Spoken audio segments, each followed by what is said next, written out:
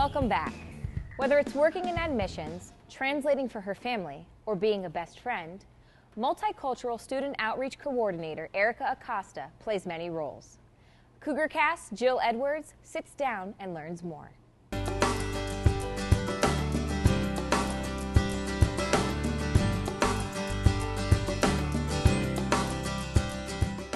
Hi, welcome to We Are MU. I'm your host, Jill Edwards, and I'm here today with Misericordia's Multicultural Student Outreach Coordinator, Erica Acosta, to learn a little bit more about her. All right, Erica, welcome and thank you for speaking with us today. Thank you. Thank you for having me. So to start off, where did you grow up? I grew up in Brooklyn, New York. About 1985, I'm dating myself a little bit here. Grew up there, then I went away for college. I went to the University of Buffalo at the age of 18. I wish I could do it all over again. I miss college. And a big part of my life in college was my sorority, which I ended up doing in my junior year there, which was Omega Phi Beta Sorority Incorporated. You must have a lot of stories from your sorority. Basically, the bonding, the time when we come back and reflect on the times of what we did while we was pledging. And we was like, oh my God, I can't believe I did that, you know, but I'm glad that I overcome it because it's for a good cause. We're basically Latin-oriented but not based, meaning we do a lot of community service, and our philanthropy is helping women. And then for Women's Month here at Misericordia, we're doing a toiletry drive. And one of the toiletries bags is going to go to the Wilkes-Barre Domestic Violence Center. So in your free time, when you're not saving the world and traveling and everything, what do you like to do? I actually like to hang around with my friends and my family. My family is the number one thing. Like when I get like 2-3 days off, I'm on the first bus out of here into New York to see my family. My cousin just had a new baby. We really adore him. Everything happens around the family. What are your plans for the future? Where would you like to end up? I actually want to end up in a bigger city. I actually see myself in a bigger city. This is an adjustment for me, coming from a big city to Misericordia, to the Dallas or Northeast Pennsylvania area, because there's not much activities going on, and I don't have my family here, so it's been really hard. So you said you like to travel. What kind of places have you been to? I have been to Spain, Salamanca, Spain to be exact. I did a study abroad program, and I will encourage anybody that could go study abroad, do it. It's amazing. The stuff that I learned there, I still carry with me today. You know, how to be humble, how to be with other people. And my major as an undergrad was Spanish. People was like, oh, why are you doing Spanish? Aren't you Spanish already? I'm like, yes, that's the same thing as you studying English and you're an English major already. So I went there, studied my last 2 classes of grammar in Spain. Yes, I thought I was going to fail. No, but with tutoring, it was good. I was able to pass.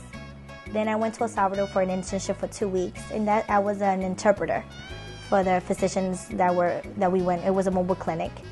Then from there, I went to Miami. I used to go to Miami a lot because my father lives there. So during the holidays or when he will request us, we will go visit him there. So do you have any random facts about yourself?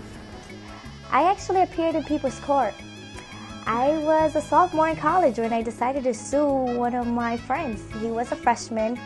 I lent him my laptop at the time to download some music from my laptop. And he went to Canada for the weekend with his friends. And when he came back, his room was broken into because he left it open. So therefore, it wasn't broken into. He left it open. And they ended up stealing my laptop. I went through it. I went to court. I ended up winning the case, and my father didn't find out, but most of my family members ended up finding out because they like to see People's Court. I'm like, how come you watch People's Court? You don't know English. Like, what's going on? So I told them not to tell my parents of what really happened. So on your laptop, you had all that music taken. What kind of music was it? What do you like to listen to? I like to listen to basically Spanish type music like merengue, bachata, salsa. Those are the music that I actually grew up listening to. And típico, which is something you guys will call like country music. We also have that version, and I love that. Well, thank you so much for speaking with us today. Not a problem, anytime. That's all for now. Thanks for watching We Are MU, and see you next time.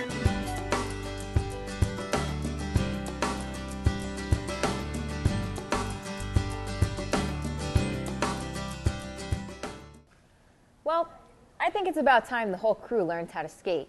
Mike Dennis, the youth hockey coach here at Revolution Ice, is willing to help us out. At risk of life and limb, here we go.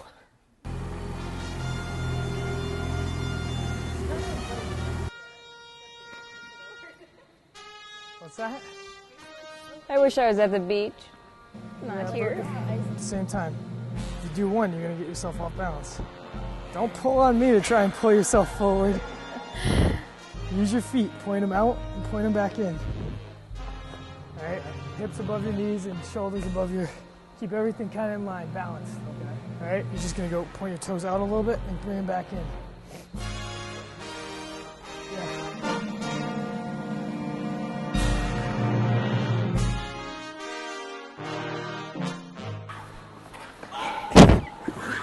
Was that right? Take your time. 1 foot.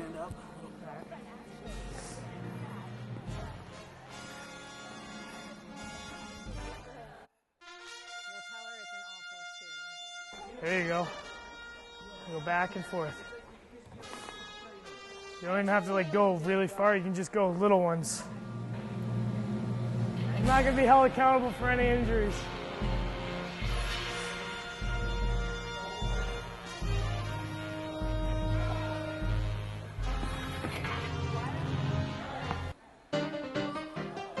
Try and keep your feet flat on the ice.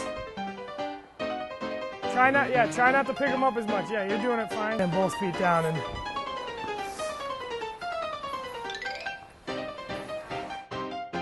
just to support you a little bit, and just point them out and point them back in.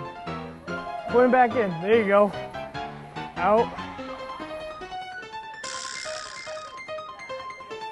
Just move your hips. One, and then the other. And then the other. So you're moving basically your whole body. Your hips and everything are going to move. Left to right. You just keep putting 1 foot. See how 1 foot keeps getting in front of the other? Coming up after the break, we get your dish on the den. Then, Brett's on deck with the locker room.